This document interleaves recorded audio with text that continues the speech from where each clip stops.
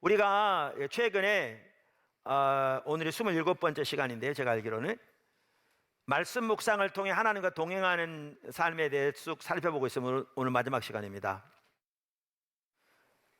그동안 여러 가지 요소들을 살펴보다가 그러면 어떻게 말씀 묵상을 구체적으로 할 것인가, 그러면서 그것을 이렇게 쭉 몇 가지로 정리를 했는데요, 기초성경 공부 제 책 2권에 그게 나와 있습니다. 이렇게 요약되어 있습니다.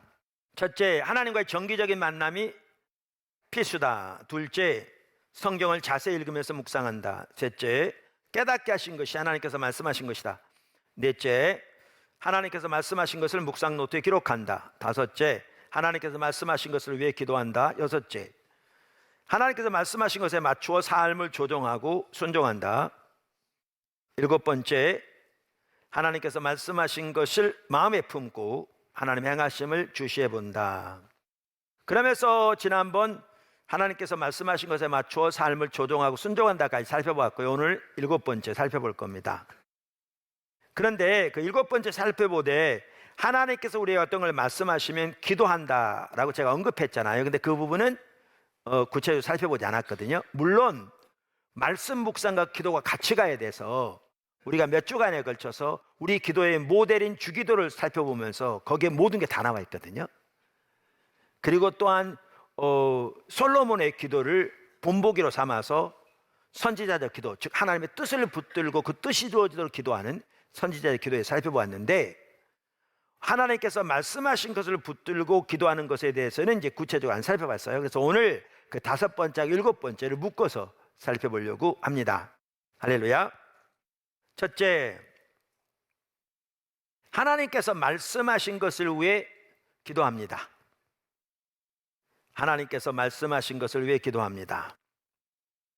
그러니까 우리는 이것도 시편 119편 기자에게서 잘 배울 수 있습니다. 왜 제가 시편 119편 기자를 언급하느냐면요, 성경 시편 119편은 전체가 하나님의 말씀에 대한 시편입니다. 제일 긴 장입니다. 거기에 보면 그 시편 119편 기자, 그걸 쓴 사람이 당연히 성령의 감동으로 쓰여졌는데 누구인지는 모릅니다. 그런데 말씀에 대해서 어떠한 자세를 가지고 있고 어떠한 자세로 하나님의 말씀을 묵상했고, 그리고 하나님의 말씀과 더불어 그가 어떻게 했는지가 잘 나와 있어요. 그래서 우리가 말씀 묵상을 배울 때 시편 119편 기자의 자세, 또 기자가 한 일은 우리에게 매우 중요하거든요. 그래서 그 부분을 앞에서도 살펴보았습니다. 근데 이 부분에 있어서도 우리는 시편 119편 기자로부터도 잘 배울 수 있습니다. 작은 첫 번째, 이 기도는 하나님께서 우리에게 말씀하신 것을 우리가 행할 수 있도록 도와달라고 구하는 기도입니다. 자, 하나님께서 말씀 묵상 가운데 우리에게 어떤 부분을 말씀하셨어요? 그럼 우리가 그 말씀의 삶을 조정해서 순종해야 되잖아요. 그런데 하나님이 말씀하신 것을 우리가 맞추어 삶을 조정하고 순종하는 거요, 우리 자원으로 안 됩니다. 우리 능력으로 안 되고요, 우리 결단만 가지고 안 되고 우리 지혜 가지고 안 됩니다. 하나님의 도움이 절실하게 필요합니다. 하나님의 은혜가 절실하게 필요합니다. 하나님의 임재와 능력이 절실하게 필요합니다. 그래서 이 부분이 뭐냐 하면, 하나님께서 말씀하신 바를 우리가 행할 수 있도록 하나님께 도와달라고 간절히 기도하는 게 필수입니다. 하나님은 우리가 구하는 것을 응답하십니다. 할렐루야. 몇 구절만 보면 시편 119편 23절입니다.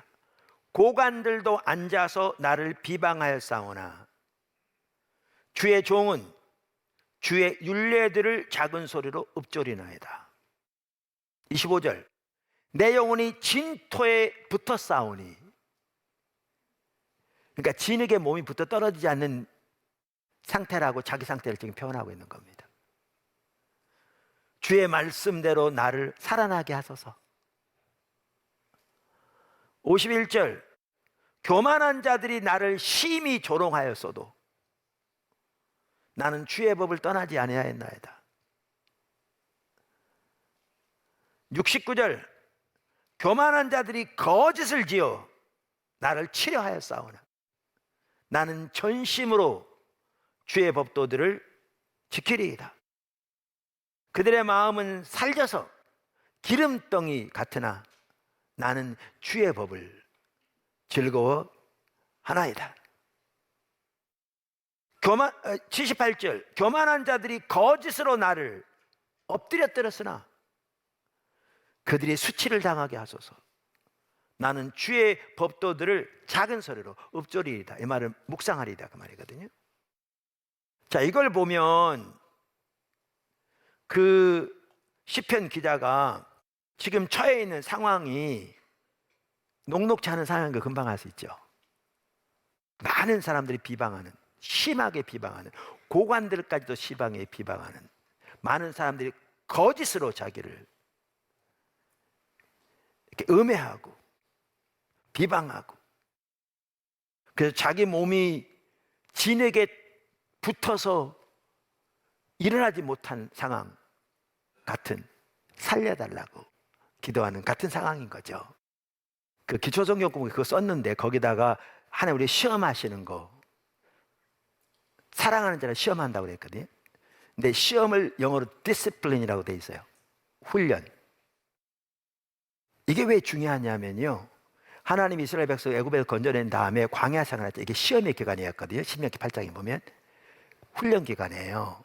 하나님 중적으로 서도록. 여러분이 예수를 믿으면 모든 게 장밋빛까지 그냥 대로가 뚫리는 게 아니고요, 예수를 믿고 주님께 삶을 드리면 많은 시험이 있을 수 있어요. 왜요? 하나님이 여러분을 사랑해서 보내시는 거예요. 뭐 하도록? 하나님 중적으로 세워가도록.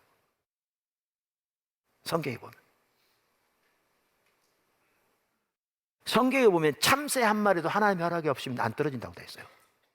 하나님은 천지를 창조하실 뿐만 아니라 인류의 역사를 주관하고 계신 분이거든요. 우리가 이 일을 믿는다면 하물며 너희일까 보냐, 예수의 피로 값주고 사신 하나님의 아들인 우리일까 보냐. 그럼 우리의 삶에 내 편개치셨겠어요? 오늘따라 내일 아궁이에 들어가는 들풀도 하나님이 관심을 가지고 계시다고 말씀하셨는데, 하물며 너희일까 보냐, 관심 없겠냐고요.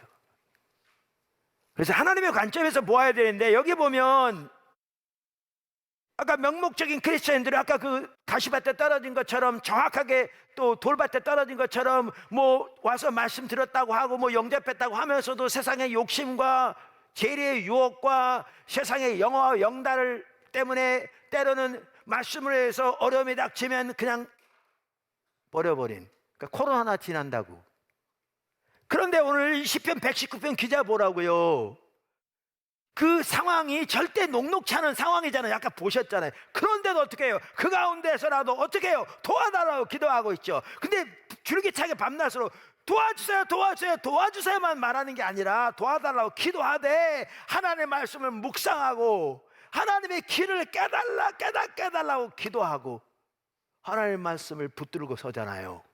이게 신자예요. 이게 성도의 모습이라고요. 할렐루야. 그래서 여호와의 법을 자기는 즐거워한다고 이렇게 말하고 있잖아요. 저와 여러분이 그렇게 되기를 주님으로 축원합니다. 자, 그래서 여기 이 시편 기자를 보면 이 상황이 녹록지 않아요. 지금 보신 대로. 그래서 그 가운데 도와달라고 그러는데, 제가 뭘 살펴보려고 하냐면 도와달라고 기도하되 하나님의 말씀을 붙들고 기도하고 있는 걸 볼 수 있어요. 여기에 보면. 그러니까 이 하나님 말씀을 붙다는 말은 무슨 말이에요? 성경에 나와 있는 말씀을 말하잖아요. 근데 이건 뭘 말하겠어요? 그가 말씀을 묵상하는 중에 하나님께서 그에게 말씀하신 거라든가 그에게 깨닫게 하신 그 하나님의 말씀을 말하는 거잖아요. 혹은 하나님께서 그에게 주신 그 약속의 말씀을 말하는 거잖아요. 말씀을 묵상하는 중에. 그러니까 이러한 상황 가운데서 그렇게 하나님 앞에 기도하며 주님의 길을 알기를, 주님의 의중을 알기를 간절히 구하고 말씀을 묵상하되 하나님의 말씀을 붙들고 기도한 걸 볼 수 있어요. 작은 두 번째, 그러니까 큰 첫 번째 아래 작은 두 번째예요. 하나님께서 말씀하시면 그 말씀을 붙들고 기도하는 걸 지금 살펴보고 있잖아요. 두 번째는 뭐냐면 우리는 여기서 선지자적 기도로 나갈 수 있습니다. 우리는 여기서 선지자들 기도로 나갈 수 있습니다. 그러니까 선지자들 기도는 따로 살펴봤어요. 그 대표적인 성경 구절이 이사야서 62장 6절 7절인데요. 하나님의 약속을 붙들고 그 약속이 이루어지도록 간절하게 구하는 기도를 선지자들 기도라고 해요. 그러니까 하나님과 친밀한 교제 가운데서 하나님의 뜻과 의중을 발견하고 그 하나님의 뜻이 이루어지도록 그 뜻을 붙들고 하나님께 간절히 구하는 기도를 선지자들 기도라고 그래요.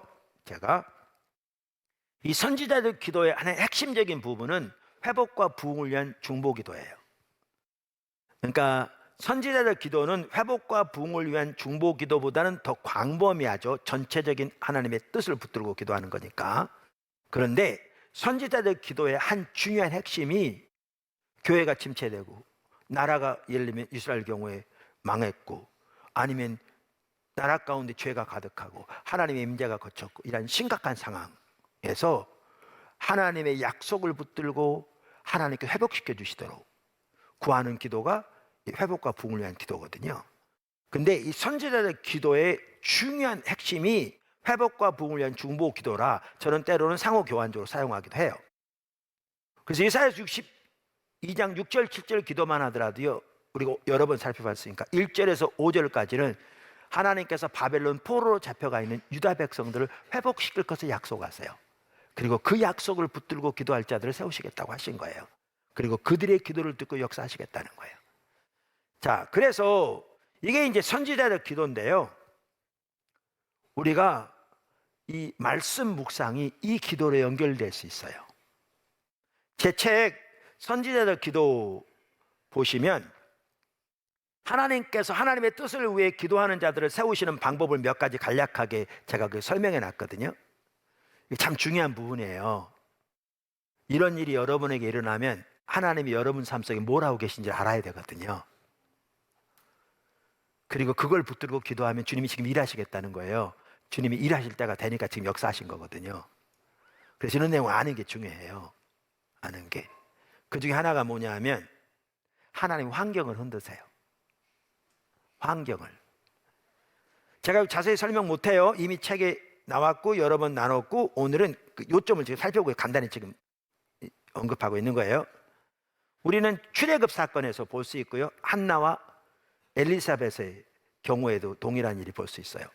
예를 들면 엘리사벳, 사가랴, 침례요한의 부모, 그들이요 성경에 보면 의로운 자들이라고 성경에 써 있어요.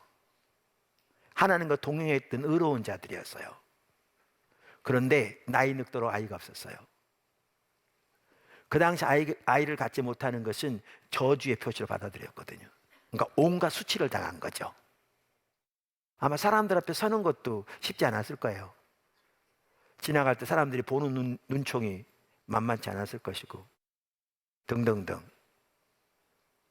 그들은 의로운 자들이었는데 근데 뭐 하게 하기 위해서 그런 줄 아세요? 기도하게 하기 위해서 하나님이 환경을 막으신 거예요. 선드신 거였어요.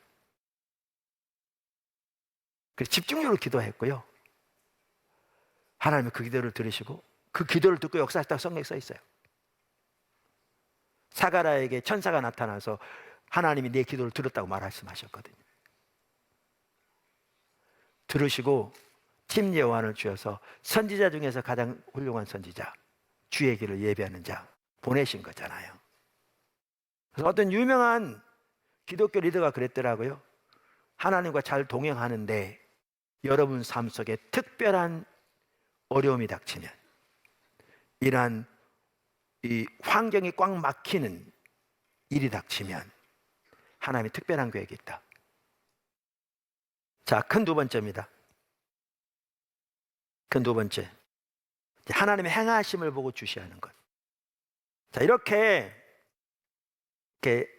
하나님께서 말씀하시면 그 하나님께서 말씀하신 것을 붙들고 기도할 뿐만 아니라 우리에게 중요한 게 뭐냐 하면 이제 기도하면 하나님께서 우리의 기도에 응답해서 어떻게 우리 삶 가운데 우리 주변의 환경 가운데 실제로 역사하고 계신가를 주시해보고 그 하나님의 일에 동참해야 돼요.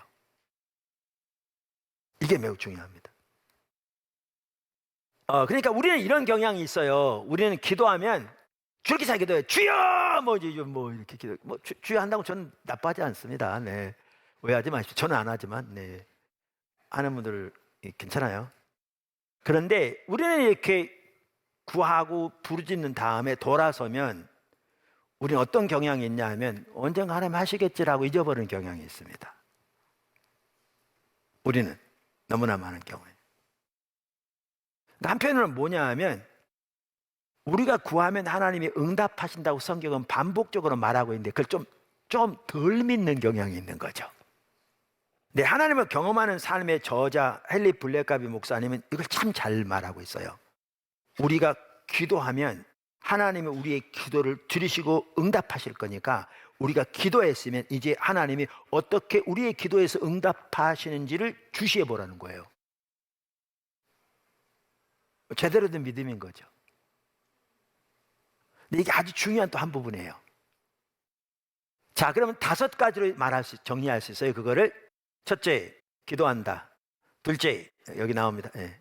둘째, 경각심을 가지고 주시해 본다. 셋째, 연관지어 본다. 넷째, 하나님의 뜻을 분별한다. 다섯째, 하나님의 뜻으로 삶을 조종하여 순종한다. 네. 설명하죠. 그럼 첫째, 기도한다. 자, 그러면 이제 이 기도한다는 지금 설명드린 거예요. 이렇게 하나님 말씀을 묵상하는 중에 하나님께서 이렇게 말씀하셨다. 성경을 통해서. 이건 이미 살펴봤죠. 어떻게 말씀하시는지는. 지혜와 계시형을 통해 우리 마음 열어 깨닫게 하신다 그랬잖아요. 하나님과 하나님 자신과 하나님의 목적과 하나님의 길을 이미 살펴봤어요. 그러면 우리가 지금 말한 대로 그것이 내가 하나님 말씀하신 대로 따라갈 수 있도록 도와달라고 하는 기도든지 아니면 하나님 뜻과 의중이 목적이 이루어지도록 그걸 붙들고 하는 기도든지 하나님께 기도로 나가요. 그게 이제 첫 번째예요. 첫 번째, 이거 살펴봤죠. 제가 2개를 붙여 살펴본 이유도 이걸 연결하기 위해서 그런 거예요. 제가 책에는 앞으로 이렇게 연결해서 낼까 싶기도 해요. 기초성경보다는 이 부분은. 자, 두 번째가 뭐냐 하면 경각심을 가지고 주시해 보는 거예요. 그러니까 하나님께 기도했으면 오늘 읽은 본문 말씀만 하더라도 우리가 하나님의 뜻을 따라 구하면 하나님 반드시 응답하신다고 되어 있잖아요. 그 사도 요한 같은 경우에는 아직 받지 않은 것도 하나님의 뜻을 따라 기도했으면 이미 받은 걸로 안다고 이렇게 말하고 있잖아요. 엄청난 믿음의 표현인데, 그러면 우리가 하나님의 말씀을 통해서 하나님의 뜻과 의중을 깨닫고 성령을 통해 성령께서 우리가 알게 하셔서 그 하나님의 뜻이도록 구하는 기도는 당연히 하나님 뜻에 합한 기도잖아요. 그러면 하나님께서 그 기도를 들으실 거니까 이제는 실제로 우리의 환경에서 어떻게 역사하시는지를 주시해 보는 거죠. 이게 이 두 번째입니다. 세 번째, 연관지어 본다.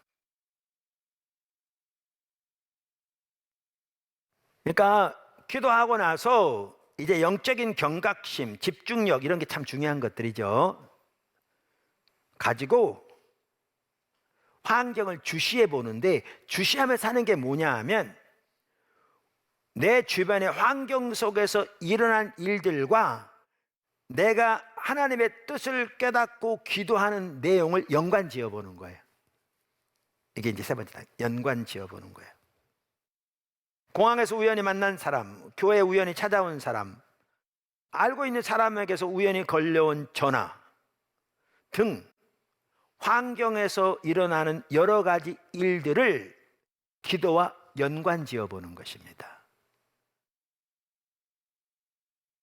우리 중 대부분의 사람들은 우리 주위에서 일하고 하나님께서, 그러니까 우리 주위에 일어나는 일들과 우리의 기도를 연관 짓는 일에 훈련이 되어 있지 않습니다.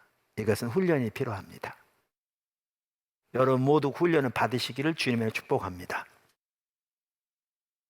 그래서 훈련이 되어 있지 않기 때문에 하나님을 경험할 수 있는, 하나님 일할 수 있는 많은 기회를 놓칠 수 있습니다. 네 번째, 다 연결되는 건데요. 하나님의 뜻을 분별한다. 그러니까 이 말은 기도하고 만난 모든 사람이 하나님 보내신 사람이라는 얘기는 안 해요. 기도하고 난 다음에 일어난 모든 사건이 다 기도 응답으로 이루어진 거라는 말은 안 해요. 그래서 여기서 우리가 해야 할 일은 뭐냐 하면 연관 지어보되 하나님이 행하시는 일인지 그것을 분별하는 작업을 거쳐야 돼요. 이건 하나님과 친밀한 교제에서 가능하죠. 그러니까 이 점에 자라나야 돼요. 그래서 우리는 하나님의 뜻을 올바로 분별하기 위해서 각자는 항상 하나님과 친밀한 교제 가운데서 하나님의 뜻을 분별하는 훈련이 돼 있어야 돼요. 많은 사람은 낯설어요. 왜요? 오늘날 교회로 그냥 주일날 왔다 갔다 하면 그게 신앙생활 생각하니까. 안 빠지기만 하면 되는 걸로. 헌금만 하면 된다고. 그럼 복 받을 거라고. 완전히 무슨 이단 같은 얘기죠. 그러한 기복신앙을요, 유명한 선교학자인 크리스토퍼 라이트는 매춘 복음이라고 그래요. 그래서 분별해야 합니다. 마지막 5번째, 하나님의 뜻으로 우리의 삶을 조종하고 순종합니다. 그러니까 아까 우리 이미 앞에 나왔듯이 하나님이 말씀하신 바가 보이면 어떻게 한다고요? 우리 삶을 조정해 순종해야 한다고 그랬잖아요. 이미 살펴봤어요. 그런데 기도하는 중에 계속해서 하나님 뜻이 또 새롭게 보인다, 아니 하나님 행하심이 보이고 하나님 의중이 보인다, 그럼 어떻게? 삶을 조정하고 순종해야죠. 그 삶을 조정하고 순종하는 거 수시해야 되는 겁니다. 하나님을 경험하는 삶 책에 보면 이런 예가 있어요. 그분이 아주 작은 교회인데 처음 부임할 때 세스코튼에 있는 제1침례교회에 부임하게 하셨는데, 그 당시에 작년 성도가 20명이 안 된, 근데 부임한 지 얼마 안 돼서 세스코튼 주라는 큰 주의 주요 도시마다 복음주의 교회를, 침례교회를 세우라고 성령께서 인도하신 거죠. 본교회도 작은데. 그래서 교회 게시판에는 이런 글씨들이 있었어요. 우리 교회를, 그러니까 이런 교회가 있었어요. 자, 읽어볼게요. 그 책에. 우리 교회를 우연히 방문하신 분이 계셨습니다. 그는 우리 교회 게시판 아래쪽에 쓰여 있는 우리 교회의 카일 선교를 위해 기도하십시오, 지역 이름이거든요. 프린스 알버트 선교를 위해 기도해 주십시오, 러브 선교를 위해 기도하십시오, 레지나 선교를 위해 기도하십시오, 블랙 레이크 선교를 위해 기도하십시오. 이게 다 지역 이름들이에요. 등에 문구를 보았습니다. 그는 그것이 무슨 뜻인지를 물었습니다. 저는 이제 헨리 블러카임 목사님 만났던 것 같아요. 우리 교회가 서약한 바에 대하여 설명하였습니다. 하나님이 성경 공부만이나 교회를 원하는 사람을 보여주시기만 하면 우리 교회는 반응을 보일 것입니다. 그는 물었습니다. 그렇다면 제가 당신들에게 우리 마을에 와서 침례교회를 세우는 일을 도와달라고 하면 거기에 반응을 보이겠다는 말씀입니까? 저는 그렇다고 대답했고, 그는 울기 시작했습니다. 그는 우리 교회로부터 약 120km 떨어진 릴로이라는 곳에서 건축 일을 하는 사람이었습니다. 그는 사람들에게 릴로이에 침례교회를 세우자고 24년 동안 탄원하고 다녔다고 말했습니다. 그를 도와주기를 원하는 사람은 아무도 없었습니다. 그는 우리에게 혹시 와서 도와줄 수 있겠느냐고 물었습니다. 우리는 릴로이에 교회를 개척했습니다. 우리는 메인 스트리트에 있는 두 구에게 터를 샀습니다. 그는 너무나도 감격한 나머지 학교 건물을 사서 그 터로 옮겼습니다.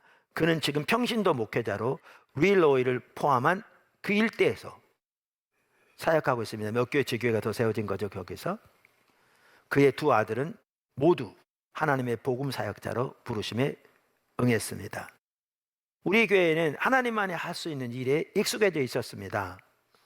하나님이 어디서 일하고 계신지 우리에게 보여주시면 우리는 그것이 우리를 초청하신 것이라는 것을 즉각 알았습니다. 많은 경우 우리가 하나님의 일에 동참하지 못하는 이유는 우리가 그만큼 하나님의 일에 참여하게 헌신되지 않기 때문입니다. 그때 왔을 때 만약에 그거 우리 교회 기도 제목이에요, 그랬으면 일 안 일어났죠. 우연히 방문한 한 사람도 하나님 지금 움직이고 계신 거잖아요. 여러분의 삶에 하나님께서 하나님의 목적을 보이시고 기도하게 하시고 주님 따라가면 주님이 동일한 일을 하십니다. 그럼 여러분은 그걸 붙들고 기도할 뿐만 아니라 이제 영적인 경각심을 가지고 여러분의 환경을 주시해 보면서 환경에 일어난 일들과 기도를 연관 짓고 하나님의 관계에서 하나님 뜻을 분별해서 하나님의 뜻이 보여진 대로 삶을 조정하고 순종하는 것을 실천해야 합니다. 그 과정을 통해서 여러분은 하나님을 경험하게 될 겁니다. 그리고 하나님이 주도권을 잡으시고 하나님의 역사를 이루어 가시는 것을 여러분은 점점 더 많이 경험하게 될 것입니다. 포도나무 교회 전체가 더 그렇게 되기를 원하고, 여러분 한 분 한 분이 여러분의 삶 현장에서 그렇게 하나님과 동행하게 되기를 주님으로 축원합니다.